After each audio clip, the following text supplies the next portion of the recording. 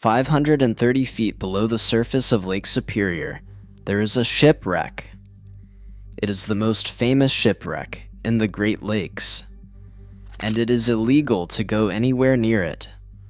The Canadian government has drawn a 500-meter exclusion zone around the wreckage. If you dive to it without a license, you face fines of up to 1 million Canadian dollars. If you send a camera down there, that is also a crime. If you even operate a sonar device within range, you are breaking the law. No one has been permitted to visit the Edmund Fitzgerald in over 30 years. The last people to see the wreck were Canadian Navy divers. They went down, completed their mission, and were ordered out. Not researchers, not filmmakers, not the families of the 29 men who died on board. The government sealed the site in 2006 at the demand of those families. But here's the thing most people do not understand about this story. The families did not push for this law because they wanted the wreck left in peace. They pushed for it because of what the divers found down there. And once you understand what they saw, you will understand why no one is ever going back. Before we get to the bottom of Lake Superior, you need to understand the ship. Because the Edmund Fitzgerald was not just any freighter, she was a celebrity. In 1957, the Northwestern Mutual Life Insurance Company of Milwaukee did something no American insurance company had ever done. They commissioned the construction of a Great Lakes freighter, not as an investment in someone else's ship, their ship. They spent roughly $7 million, which is more than $80 million in today's money, to build the largest vessel the Great Lakes had ever seen. She was 729 feet long, 75 feet wide, and 39 feet high. To put that in perspective, if you stood the Edmund Fitzgerald on end, she would have been taller than a 60-story building. She was built at the exact maximum dimensions that could fit through the soon-to-open St. Lawrence Seaway, and she was not built like a typical freighter.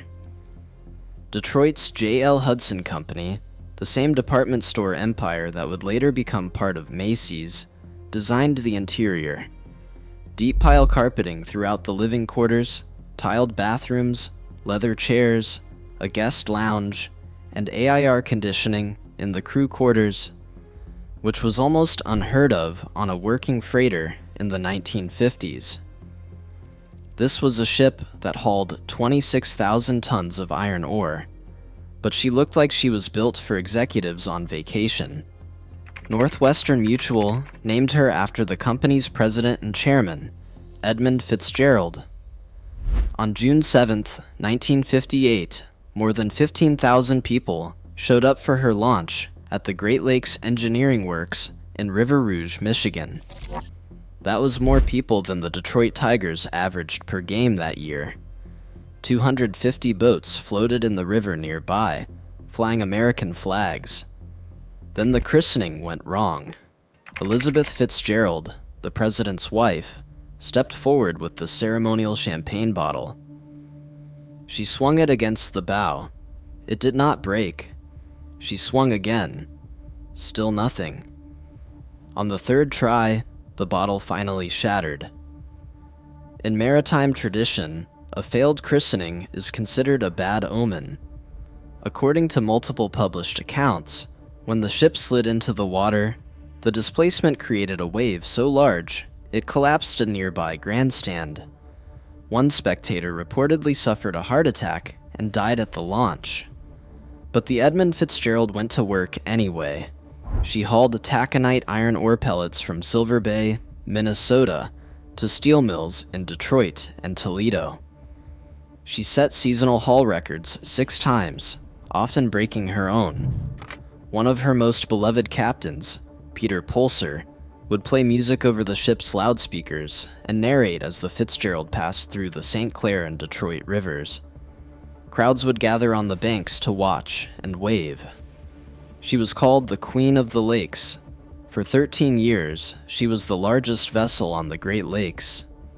But the Queen would only reign for 17 years, and she would die on a night when Lake Superior proved that no ship is royalty.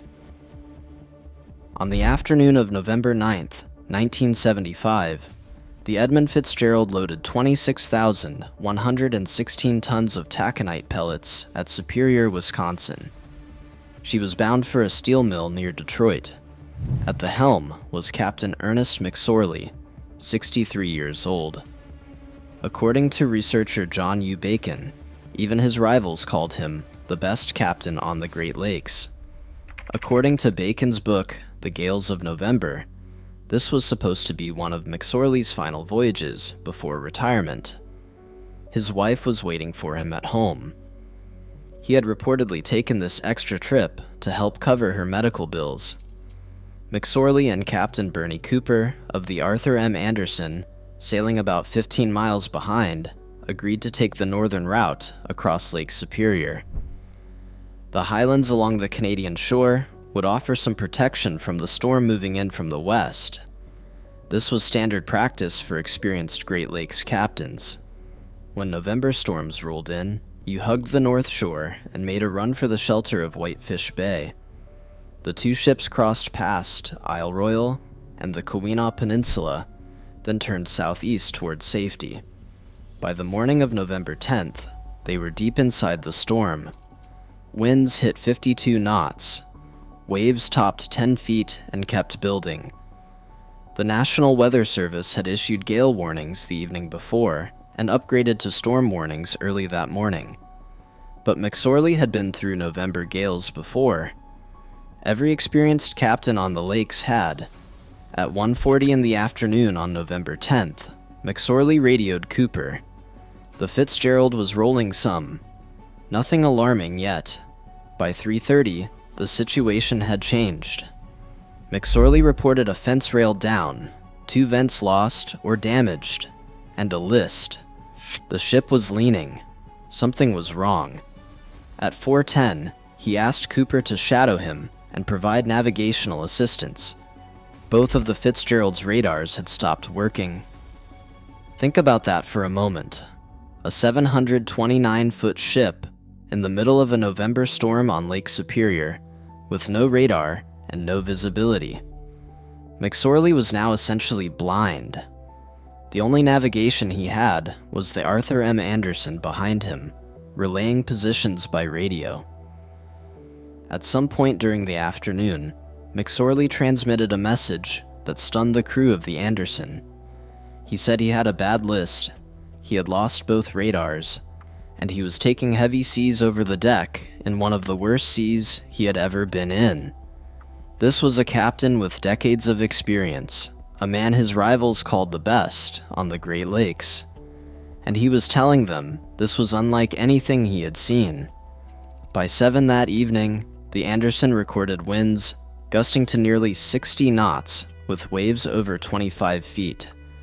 The Fitzgerald was about 15 miles from the safety of Whitefish Bay. So close. At 7:10, Cooper radioed McSorley one final time. "How are you making out with your problem?" McSorley's response entered maritime history. He said, "We are holding our own." 10 minutes later, the Edmund Fitzgerald vanished from the Anderson's radar. No distress call was ever received. No wreckage appeared on the surface. 29 men were gone. Not a single body was ever recovered. In salt water, bodies eventually float to the surface because bacteria produce gases during decomposition. But Lake Superior is so cold, especially at 530 feet, that this process is dramatically slowed or stopped entirely. The lake keeps its dead. Captain Cooper turned the Anderson around and went back into the storm looking for survivors. He searched through hurricane-force winds and blinding snow. He found nothing. No lifeboats, no life jackets, no debris. Lake Superior had swallowed the ship whole. The Coast Guard in Sault Ste. Marie was overwhelmed. Their own antennas had been blown down by the storm. When Cooper called at 7:39 to report the Fitzgerald missing, The Coast Guard told him to call back on a different channel because they needed to keep the emergency frequency open. And what happened next, when the Navy sent cameras to the bottom, is where this story takes a turn that no one expected.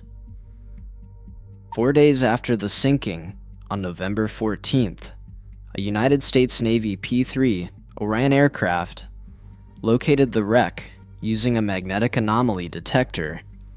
The Coast Guard cutter Woodrush conducted side-scan sonar surveys and identified 2 large objects on the lake floor.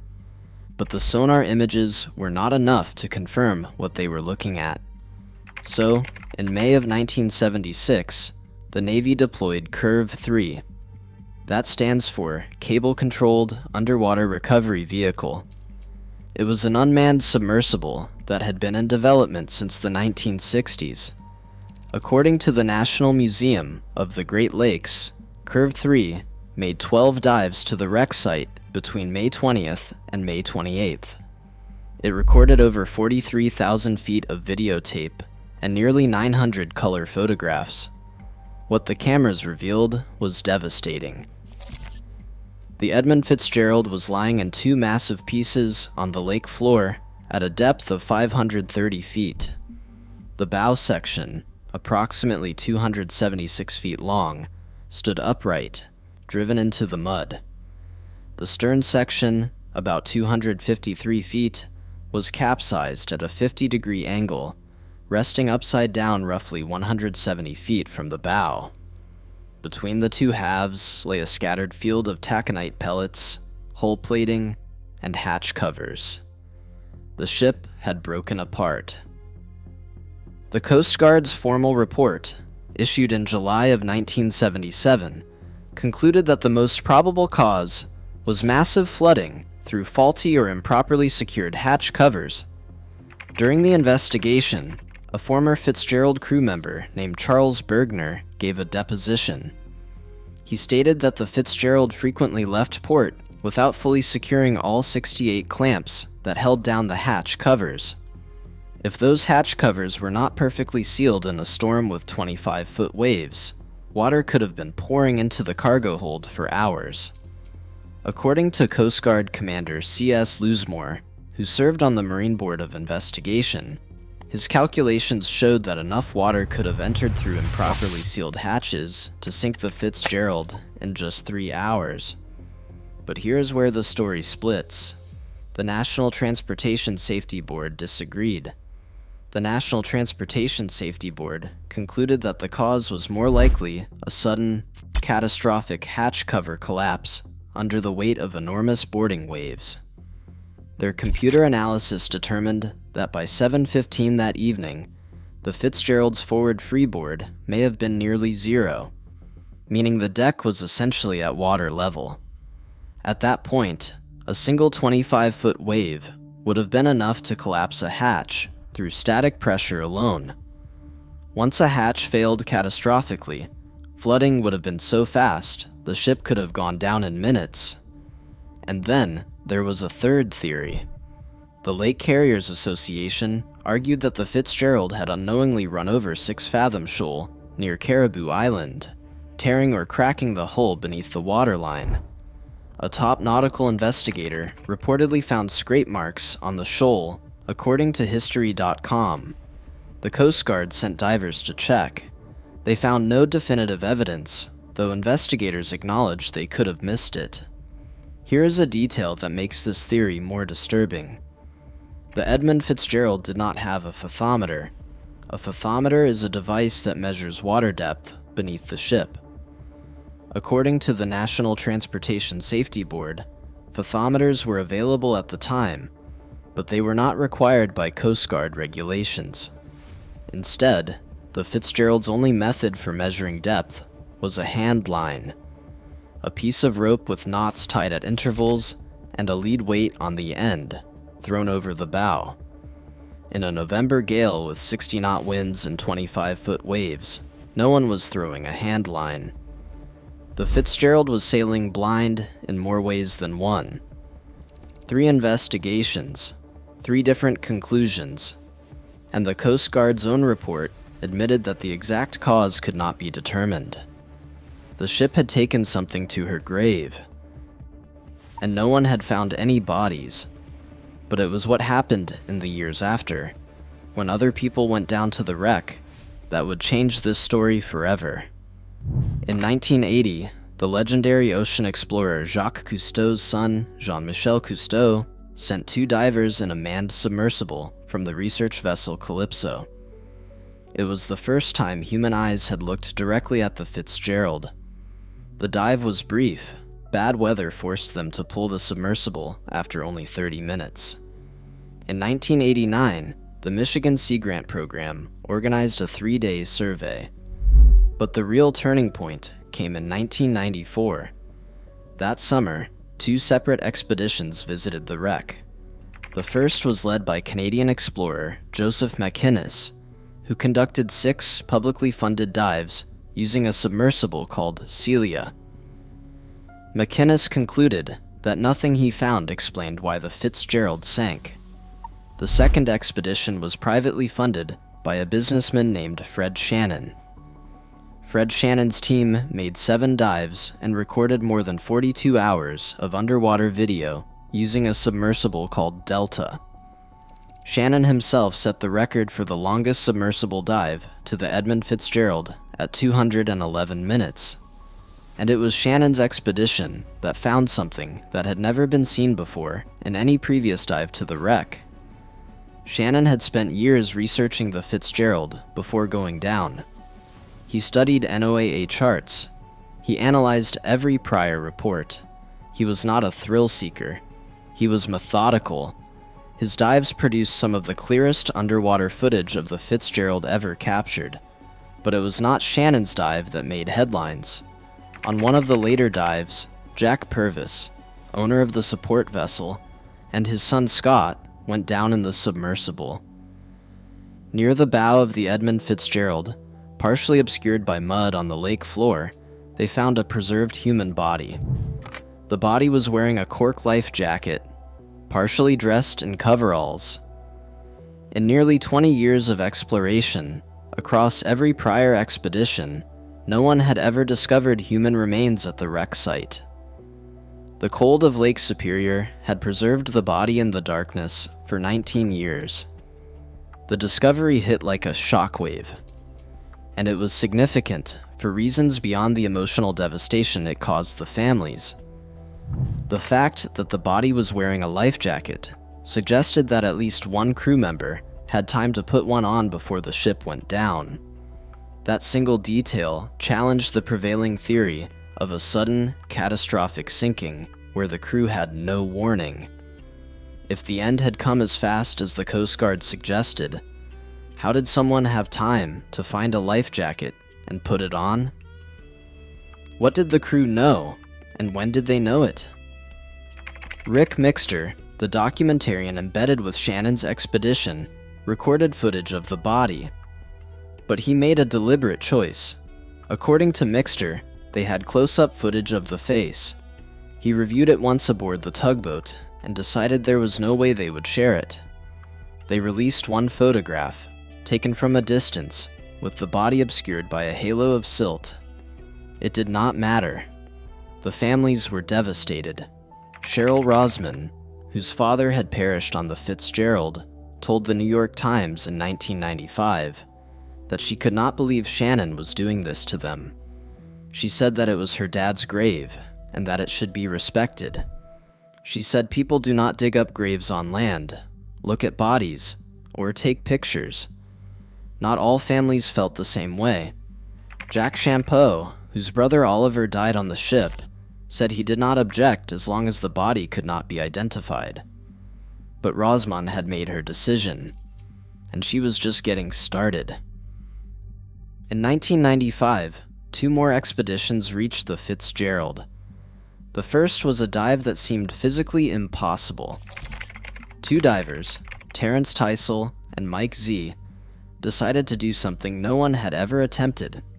They were going to reach the Edmund Fitzgerald without a submersible. No pressurized cabin, no robotic arm, just scuba gear, a specialized breathing gas mixture, called trimix, and the knowledge that one mistake would kill them. 530 feet is not a recreational dive. At that depth, nitrogen becomes narcotic, and oxygen becomes toxic. Trimix replaces a portion of both gases with helium, allowing the diver to stay conscious. But the decompression requirements are extreme. Tysol and Z descended through the blackness of Lake Superior. It took 6 minutes to reach the bottom. They had 6 minutes to survey the wreck. Then it took 3 hours to slowly ascend back to the surface, stopping at intervals to let the gases dissipate from their blood, or they would have died from decompression sickness. They are the only people in history known to have physically touched the Edmund Fitzgerald with their hands. They set records for the deepest scuba dive on the Great Lakes and the deepest shipwreck dive at the time. And no one will likely ever repeat it, because the law now prohibits anyone from getting that close. The second expedition that year was the one the families had been waiting for. A joint mission organized by the Great Lakes Shipwreck Historical Society, the National Geographic Society, the Canadian Navy, Sony Corporation, and the Sault Ste. Marie tribe of Chippewa Indians. Their objective was to recover the ship's 200-pound bronze bell. The Canadian Navy sent the HMCS Cormorant, a 246-foot diving support vessel with a crew of 82. A diver named Bruce Fuoco went down in a newt suit, an 850-pound atmospheric diving suit that functions like a wearable submarine. On July 3rd, 1995, Fuoco used a welding torch to cut through the supports holding the bell. On July 4th, he made the final cut. According to historian Rick Mixter, the tension on the line sent the 200-pound bell flying upward when the last support melted away. It nearly hit Fuoco in the face. A dive crew returned the next day with a replica bell, engraved with the names of all 29 lost sailors, and placed it on the wreck. According to Wikipedia, someone also placed a beer can in the pilot house. A legal document signed by 46 relatives of the deceased granted custodianship of the original bell to the Great Lakes Shipwreck Historical Society. The bell was cleaned, restored, and installed at the Shipwreck Museum at Whitefish Point, Michigan, 17 miles from where the Fitzgerald rests on the bottom. The families had what they wanted. The bell was home. But the Canadian Navy divers who had gone down to retrieve it had seen enough. The mission was complete. The HMCS Cormorant, with its crew of 82, its sonar systems, and its mini-submarines, packed up and left Lake Superior. The Navy divers were ordered out, not because of danger, not because of a mechanical failure, because the job was done, and the government had officially closed the book on that Edmund Fitzgerald. That 1995 bell recovery was the last authorized expedition to the wreck. No military vessel has returned.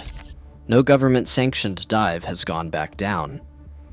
The Navy went in, they pulled the bell from the darkness, and they were ordered out for good. And then the families made absolutely sure that no one else would ever go back. Cheryl Rosman and her mother Ruth Hudson, the mother of Fitzgerald deckhand Bruce Hudson, led the campaign. According to CBC News, they traveled to Toronto and lobbied provincial leadership directly. Their argument was simple. The wreck was a grave. 30 years of expeditions had treated it like a tourist attraction, and the 1994 body discovery proved that the dead were still down there. In March of 2005, the Whitefish Point Preservation Society publicly accused the Great Lakes Shipwreck Historical Society of conducting an unauthorized sonar scan of the Fitzgerald in 2002. The Society's director admitted the scan, but denied a license was required at the time. That dispute helped accelerate what the families had been pushing for. In April of 2005, the Ontario Heritage Act was amended to give the provincial government the power to impose license requirements on dives, submersibles, sonar, and cameras within a designated radius of protected sites. Then in January of 2006, a new regulation was issued, specifically protecting the Edmund Fitzgerald. Under that regulation, a 500-meter radius around the wreck became a restricted zone. Any activity within that zone, whether diving, operating a submersible, using sonar, or deploying underwater cameras, requires a site-specific license from the province of Ontario. Conducting any of those activities without a license can result in fines of up to 1 million Canadian dollars. According to Wood TV, even boaters are legally prohibited from sailing on the water directly above the wreck site. The Ontario Minister of Culture wrote a letter to the families confirming the new protections. The Canadian government has not approved another expedition since the Bell recovery in 1995. But there is one more detail that almost nobody talks about, and it could theoretically unravel the entire legal framework protecting this wreck. Fred Shannon was not just a diver, he was meticulous. Before his 1994 expedition, he studied the navigational charts carefully. He found that the international boundary between the United States and Canada had been redrawn on official lake charts 3 times before its 1976 publication by NOAA. The boundary line had shifted, and depending on which version of the boundary you use, the wreck may not be entirely in Canadian waters. According to GPS coordinates taken during his dives, Shannon determined that at least 1/3 of the wreckage, including significant portions of the 2 major hull sections, sits in American waters. He was not alone in this assessment.